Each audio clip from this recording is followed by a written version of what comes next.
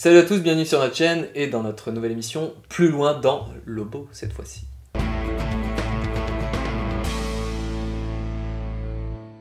Lobo est un personnage qui a été créé initialement en 1983 par Keith Giffen et Silver. C'était en réponse aux personnages qui étaient à la mode à l'époque, des anti-héros super violents avec des pouvoirs totalement abusés. Wolverine, le Punisher avec ses flingues ou Cable. Dans les années 90, il y a eu une réécriture par Alan Grant et Bisley qui nous ont donné une version de Lobo, celle qu'on connaît le plus aujourd'hui. Ils ont totalement réinventé le personnage, ils ont refait ses origines, changé quelques petits détails. C'est la version moderne qu'on connaît tous maintenant et qui est la version la plus appréciée. Ce qui est intéressant chez Lobo, c'est qu'il a vraiment été créé pour servir de défouloir à ses auteurs. Dans le même genre que Deadpool actuellement, c'est un personnage qui permet aux scénaristes comme aux dessinateurs de faire n'importe quoi. Il a des pouvoirs abusés, on réécrit son histoire en permanence, il y a des doubles, ça part dans tous les sens, c'est un perso totalement what the fuck.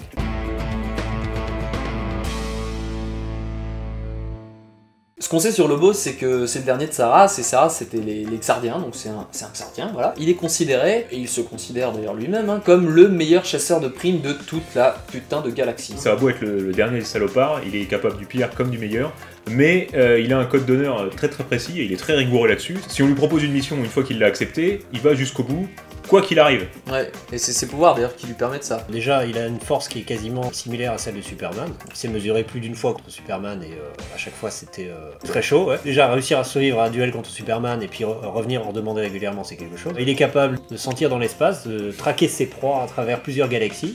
Donc c'est très fort de savoir de réussir à sentir dans l'espace déjà. Puis il a aussi un pouvoir d'invulnérabilité comme Superman, mais ça va bien au-delà, c'est-à-dire qu'il peut quand même se faire arracher des membres, mais ça repousse. Il est interdit de séjour en enfer, donc il peut pas aller en enfer. Il est interdit de séjour au paradis parce qu'il a foutu trop le bordel.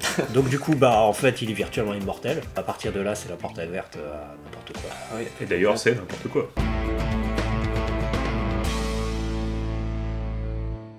Il est vraiment métal quand même, Lobo. Il adore le heavy metal, il aime tellement ça, et puis d'ailleurs ça permet de vraiment voir l'étendue de ses pouvoirs. Il s'est ouvert lui-même le scalp, il a mis une radio réglée à fond, il a refermé, et donc avec ses pouvoirs de régénération, pas de problème, il arrive à survivre en écoutant la musique à fond, et les régler sur une radio dans l'espace qui passe 24h sur 24, la même chanson, c'est du heavy metal. Malgré toute cette ultra-violence qui le caractérise, Lobo a quand même l'âme d'un poète un petit peu, il a un certain amour pour les animaux, aussi surprenant que ça puisse paraître, notamment pour les dauphins de l'espace. Surtout pour les dauphins de l'espace, ça c'est même pas de l'amour, c'est carrément sacré. Y'a pas une histoire de chien aussi avec Lobo du coup Si, il y a un gros clébard qui le suit partout, on sait même pas comment il arrive à le suivre dans l'espace, mais c'est pas grave, il le suit, il survit à ses aventures, il y participe un petit peu, mais c'est pas son chien, il va pas s'en occuper, et il le suit comme ça parce que...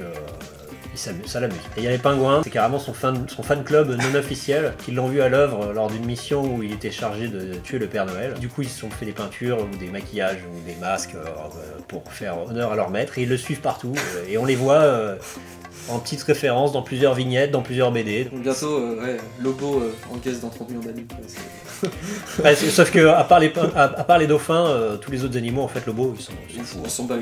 Qui s'en foutent, c'est déjà une preuve d'affection presque pour Lobo. C'est ça, ouais. Au mieux, ils sont fun. Vis-à-vis des combats avec Lobo, c'est que bon, si c'est pas ultra épique, c'est super fun. Le mec est ultra. Chaque fois qu'il se bat, ça défonce. Comme c'est un Xarnien, son sang a des propriétés hallucinante. À partir d'une simple goutte de sang, il peut se reconstituer intégralement. Il y a un épisode où il est mort au champ d'honneur lors d'un combat. De son cadavre coule du sang. De ce sang, des tas de lobos sortent et se mettent tous à s'entretuer. Ils sont tous à poil, évidemment. Un peu de réalisme. Du coup, tous ces lobos s'étripent afin de déterminer qui sera le seul et le vrai unique lobo, parce que même s'il peut se dupliquer, il préfère être tout seul quand même. Ça fait moins de concurrence. Le fait qu'il soit capable de se feinter lui-même, ça prouve que le mec a quand même une intelligence très supérieure. Très supérieure. Et il a été capable de tuer l'intégralité de sa race, alors que c'est censé être des créatures quasiment immortelles. Comme lui, de toute façon. Donc du coup, il a fabriqué une arme qui a tué tous les siens, juste pour le fun et pour être le seul et unique. Qui meurt tout le temps, ça permet aussi d'offrir aux créateurs certaines libertés. Totalement, les créateurs du coup peuvent s'amuser à faire des reboots. Chaque Lobo peut être un reboot, comme ça peut expliquer des choix dans la personnalité du personnage qui soient plus noble ou plus sauvage ou plus violent. C'est un personnage bien pensé en fait, malgré tout. Malgré tout voilà, ce bordel. Tout en étant bordélique, c'est un personnage qui semble très bien pensé.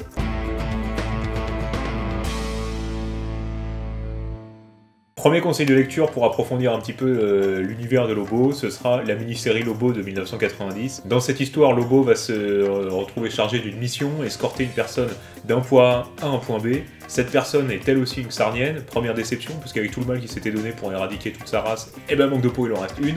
Et en plus de ça, c'est la pire personne de l'univers, cette personne est son ancienne prof. Sa patience va être mise à rude épreuve, sa parole aussi, son honneur, puisque il doit mener cette personne en vie.